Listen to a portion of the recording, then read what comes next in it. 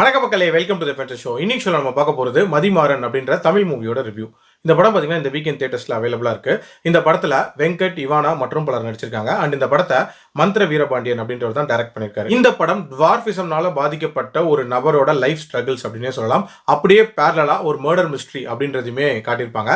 இந்த படத்தோட high level கதையை பொறுத்த வரைக்கும் எம்எஸ் பாஸ்கர் ஒரு ஊரில் போஸ்ட்மேனாக ஒர்க் பண்ணிட்டு இருப்பாரு. அவருக்கு ட்வின்ஸ் பிறக்குது. அதுதான் வெங்கட் அண்ட் இவானா. இதுல வெங்கட்டுக்கு டுவார்ஃபிசம் குறைபாடு அப்படின்றது இருக்கு.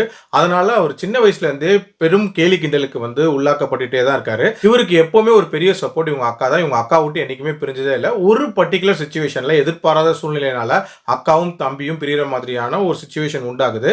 அப்படியே பேரலா பாத்தீங்க அப்படின்னா சென்னையில தொடர்ச்சியா நிறைய இளம் பெண்கள், அதுவும் கல்யாணமான பெண்களை கற்பழிச்சு துண்டு துண்டா வெட்டி கொலை பண்றது அப்படின்ற மாதிரியான ஒரு கேஸ் போயிட்டு இருக்கு.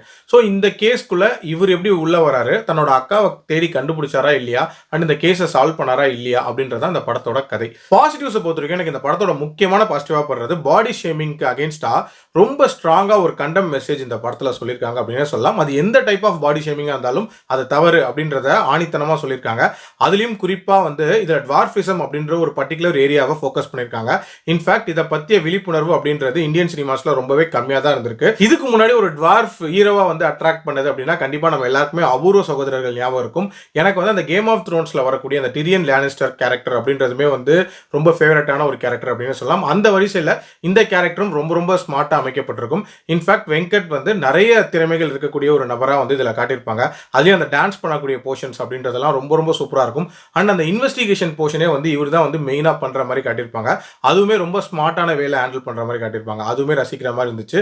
இந்த படத்துல அந்த murder mystery and life struggles இது ரெண்டையும் பிளண்ட் பண்ண விதம் அப்படின்றதுமே ரொம்ப இன்ட்ரெஸ்டிங்கா இருந்துச்சு. அதே மாதிரி இந்த படத்தோட மியூசிக் அப்படின்றதுமே ரொம்ப ரொம்ப நீட்டா இருந்துச்சு. கார்த்திக் ராஜா தான் அதுக்கு போட்டிருப்பாரு. உண்மையிலே பிஜிஎம்லாம் ரொம்பவே தரமா இருந்துச்சு. ஆக்சுவலா இந்த படம் ஸ்டார்டிங்ல இருந்து எண்டு வரைக்கும் ஒரு மாதிரி எங்கேஜிங்கா போர் அடிக்காம போகக்கூடிய ஒரு படம் தான். பட் இந்த படத்துல சின்ன சின்னதா நிறைய பிரச்சனைகள் அப்படின்றது இருக்குதான் செய்யுது. ஃபார் எக்ஸாம்பிள் ஃபர்ஸ்ட் சொல்லணும் அப்படின்னா ரொம்ப ஓவரா நிறைய விஷயங்களை ப்ரீச் பண்ணாங்களோ அப்படின்ற மாதிரியான ஒரு ஃபீல் இருந்துச்சு. ஃபார் எக்ஸாம்பிள் அந்த டுவார்ஃப் கிண்டல் பண்றது அப்படின்றது ஓகே, ஒரு சில இடங்கள்ல காட்டியிருக்கலாம். பட் தொடர்ச்சியா நிறைய பேர் பண்ணது அப்படின்றது கொஞ்சம் செயற்கைத்தனமான ஒரு ஃபீல் கொடுத்துச்சு அப்படின்னே சொல்லுவேன். அதே மாதிரி எம்எஸ் பாஸ்கரோட அந்த கேரக்டர் டிசைன் பயங்கர ஒரு கம்யூனிஸ்டா, அதுவும் அந்த ஊர்லயே பொண்ணை படிக்க வைக்கணுங்கிற அளவுக்கு ஒரு ஆஸ்பிரேஷனோட இருக்க ஒரு நபரா காட்டியிருப்பாங்க. உண்மையிலே அவ்வளவு முற்போக்கா அந்த கேரக்டரை டிசைன் பண்ணிட்டு அந்த கேரக்டர் பண்ணக்கூடிய ஒரு சம்பவம் ரொம்ப பிற்போக்குத்தனமான ஒரு விஷயமா இருக்கும். அவசரத்துல ஒரு முடிவு எடுப்பாரு. அந்த மாதிரியான விஷயங்கள் அப்படின்றது இந்த படத்துக்கு ஒரு முரணா எனக்கு பட்டுச்சு. அதே மாதிரி இந்த படத்துல அந்த எக்ஸ்டெண்டட் கிளைமேக்ஸ் ஒன்று காட்டியிருப்பாங்க. அதாவது குற்றவாளியை கண்டுபிடிச்சதுக்கு அப்புறமும் ஒரு மெயின் குற்றவாளி இருக்கான்ற மாதிரியான ஒரு எக்ஸ்டெண்டட் கிளைமேக்ஸ் போகும். அந்த போர்ஷன் அப்படின்றது தவிர்த்திருக்கலாம். ஏன்னா இந்த கதைக்கு தேவையில்லாத ஒரு கனெக்ஷன் கொடுத்த மாதிரி இருந்துச்சு. இது மாதிரி ஆங்காங்கே சின்ன சின்ன ஃபிளாஸ் இருந்தாலும் ஒரு டீசென்டான படம். என்னோட ரேட்டிங் இந்த படத்துக்கு 3/5. கண்டிப்பா ட்ரை பண்ணி பாருங்க. அடல்ட் கண்டென்ட்லாம் இதுல இல்ல. ஸோ தாராளமா பார்க்கலாம். இந்த படத்தோட டியூரேஷன் 2 மணி நேரம் 5 நிமிஷம். ஸோ மீண்டும் அடுத்த விமர்சனத்தில் சந்திக்கிறேன். நன்றி, வணக்கம்.